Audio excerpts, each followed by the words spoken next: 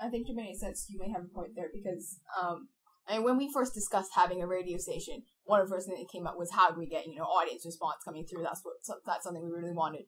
I mean, BBC has this program that goes quite a lot. I don't know what it's called. World Have Your Say? Someone? Yeah. And it's like many different channels, and they rely on the common people on the ground bringing in information. And they don't necessarily present it as, oh, this is pure fact coming from our journalists. It's like you're giving you a viewpoint of what the people in the situation think. And I mean, it's a different kind of journalism. Alright, so I'll poo-poo things as I want to do. I mean, it seems to me that's right. And it seems to me when you're talking about an event on the street, Occupy or the Arab Spring, it's awesome to have people with cell phones getting that footage and sending it into CNN. And as long as there's someone there to, vet it as best they can, that's fine. That's a really valuable contribution to public discussion of these events. The problem is that events that don't lend themselves to people being there and able to catch video of them risk just being not covered at all. So once the Arab Spring is no longer in the streets and lending itself to cell phone coverage, once it's a question of, like, you need to go to this parliamentary committee and get an interview with this person, and then go to somewhere else and interview that person, and you need someone on the ground who knows where those committees meet, who's the players and who's not, then the iReports thing doesn't work very well anymore. And that's a big problem.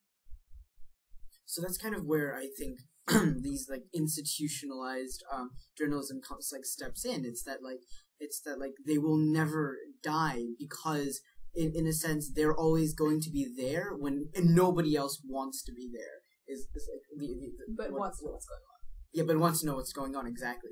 It's like everybody wants to know about what's going on in Myanmar, let's say, but nobody wants to go to Myanmar because there's nothing actually going on there. There's no visible. There's no people holding up signs and there are no demonstrations. But there are obviously events occurring there. So I guess this is why institutionalized journalism, like the New York Times, they will never die because they will still be there when all the fiery passion for documenting certain events have gone. When the people decide that things get boring, I guess after things get boring, people stop wanting to cover it, and when those people stop doing that, that's where journalism steps in. Okay, I'm gonna poo-poo it all again. Okay. I think Andrew is right, but utopian. It would be nice if that were the case. But the question is if anyone's willing to pay for that.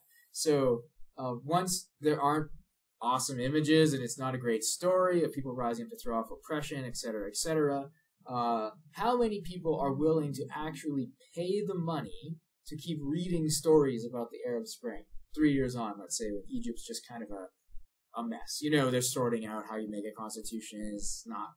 There's been some wins and some losses, just a dull story at that point. The question is, are there any institutions that can still make money covering that kind of thing? And I think the sad reality of the internet age so far is that no one's figured out how to monetize it. So even I, who would put myself, let's say, in terms of avid readers of journalism in the 99.9th percentile, right? I mean, I effectively did it for a living for 3 years. I mean, read the newspaper. I won't even pay for the New York Times. I still steal the thing by, changing the URL, so I don't have to pay my $1.99 a day or whatever. It's way less than. I really should. This should be on the ethics podcast. Should Mr. Taylor finally pay for the New York Times? But anyway, I think that's a big problem. Is it costs a lot of money to do that kind of quality long-term journalism. The Times is shrinking. There's just a great story in the Times about how the Washington Post is going through another round of layoffs. All newspapers are experiencing this. You close bureaus. You don't cover stories that won't sell. So is there, who's going to support that kind of longer-term important journalism? And one answer, which I will give, of course, the obligatory Marxist answer, is that state-sponsored media will do it. The BBC does a great job.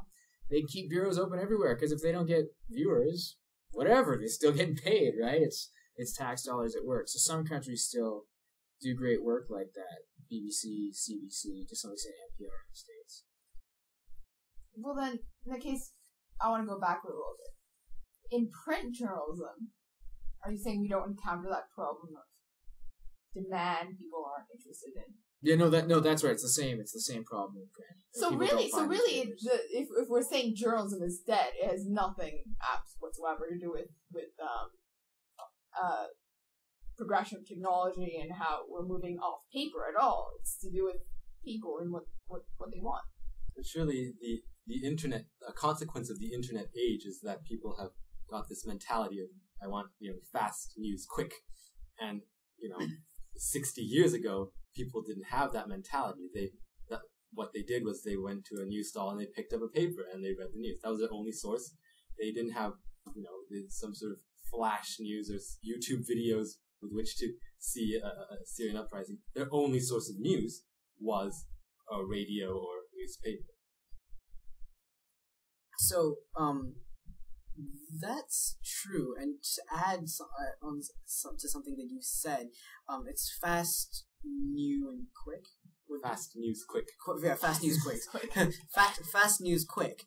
It's fast news quick, and what I want is something that also needs, like, for instance, a couple times back, like, I remember reading CNN once, and to my disgust, Nicki Minaj was over Arab Spring on the reel of, like, news. I mean, like, it's got a lot to do more with than just, like, the journalism industry. It's got a lot to do with the the demand for actual news. Why do we demand knowing about Nicki Minaj's last performance over something that's actually important, such as the Arab Spring?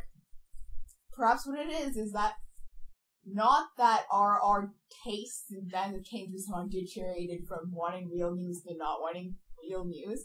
Maybe it's that now our opinion actually matters. Because actually, well, Mr. You were talking about this earlier about how on print newspaper you can choose which articles. I think that's even more true on the internet. Like, if I want to read a print newspaper article, I still have to buy the entire newspaper, right? But whereas on the internet, I don't. I can just scan over, skip over, and then click on which articles I like. So what I like now matters more. All right, let me try the kind of bold. I want to agree with Sauman. Put it in the context of the kind of bold cultural claim that could never be falsified. Yes. So who is Nicki Minaj? Minaj. What?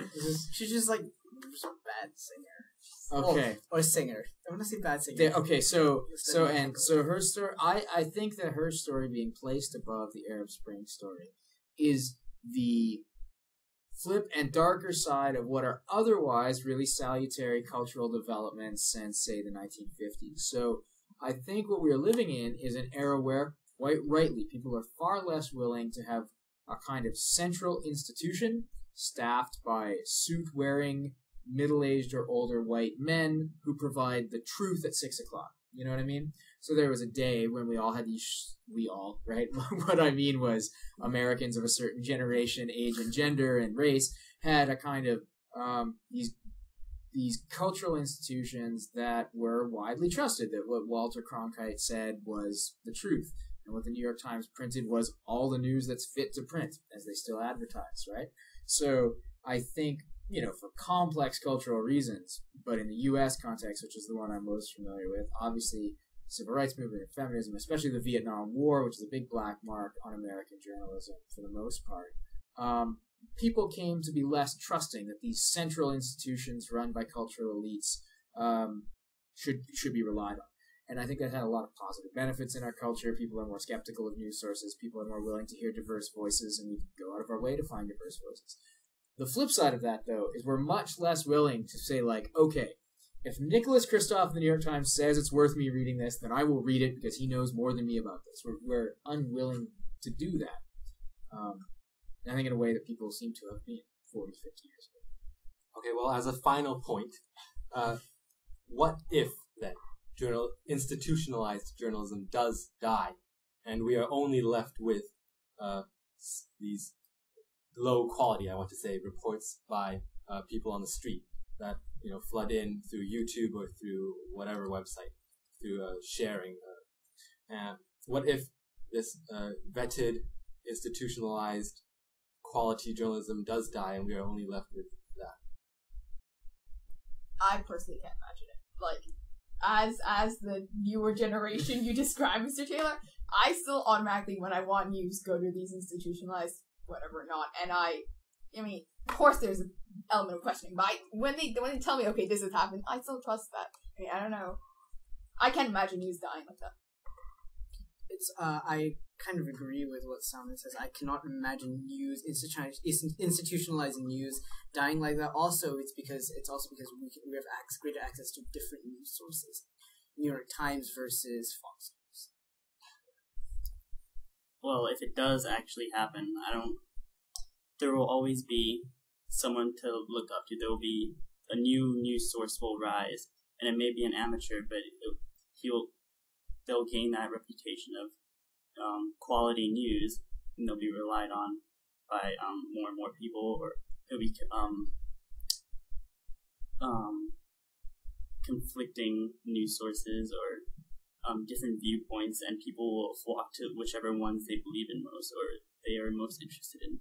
And if institutionalized journalism does fall, which most likely won't, people will flock to those centers, new centers for news.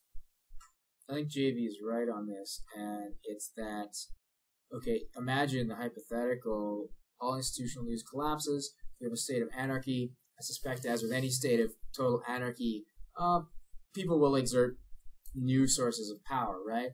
And I imagine that what would rise up would be bloggers who are particularly influential or have particular access, people who express opinions that are particularly widely held or appealing to the public.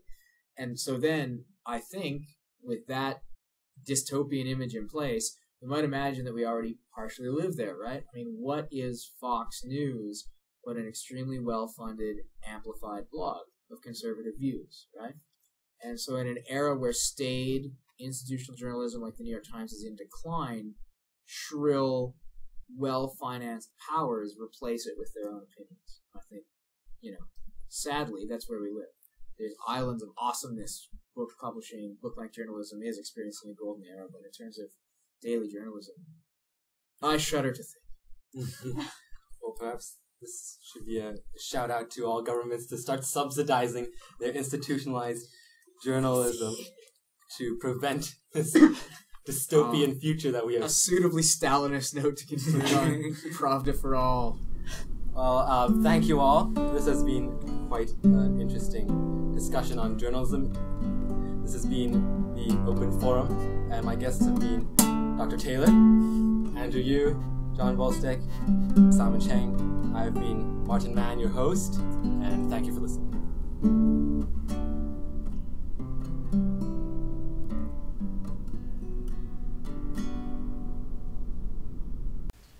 If you have found the show engaging, have your own say in the discussion by tweeting @RadioHKIS, #TheOpenForum. You are also welcome to suggest future topics and future guests. Don't forget to also visit our Facebook page at www.facebook.com/RadioHKIS and Twitter at twitter.com/RadioHKIS for the latest news. You can also access the link to this stream and past shows at radiohkis.tumblr.com. We hope you've enjoyed the program.